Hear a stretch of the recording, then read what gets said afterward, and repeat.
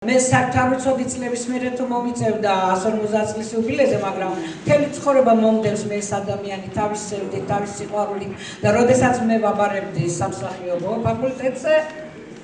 მაშინ პირველ ტურში წავიკითხე საათნავა, რა ზარბავი, რა ატლასი და მეორე ტურში სწორედ იეთი კურსი წავიკითხე და აი ასეთი სიყვარულით მოვდივარ მთელი ცხოვრება. ახლა აი ამ კიბეებზე ჩამოვჯდარს რა მაქვს და წერილი და რა მიოცნებია იცით?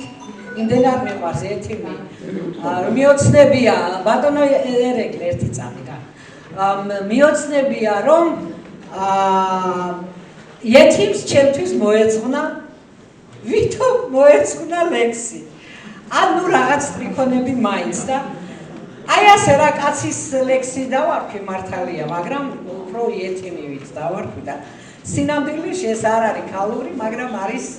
აი მინდოდა რომ ჩემთვის ეთიმის სიყვარულზე დავლაპარაკებოდა და აი ახლა ამას დავაზობ სიმღერითაც და ლექსითაც.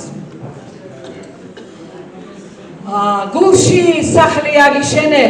კოცნის ფერილიანებით, იაგუნდით დაგიმშვენე ზამბახებით მზიანებით, ძეწნა და მიირწეოდი და თვალში გედგა მაისები, ნება გაცილებდნენ ლაჟვარდები და ისები, ზარბავი და ხავერდები, მზის სადარი ირმისები, ცას შეზარხოშებული სიყვარულის ირისებით, მოგიხატე ყირმიზები დუჩბაგენი აშიებში, ნეტარ მოგისაწნა ხელემ თვარის ნაირებში, ზარიფი და ეკიათი, ბროწეული არისები, შენი დარილიანები, ამბარჩა და ქარიტები, უზუნდა რა მინდები ანარადი თვალისები, კოცნის ფერი კიბეები, ღიმილები, ღამისები, ფარჩები და ატლასები, კაბაქობან ქალისები, ეთიმ მივით მოგიკალმე უსტარები, ყალმისები,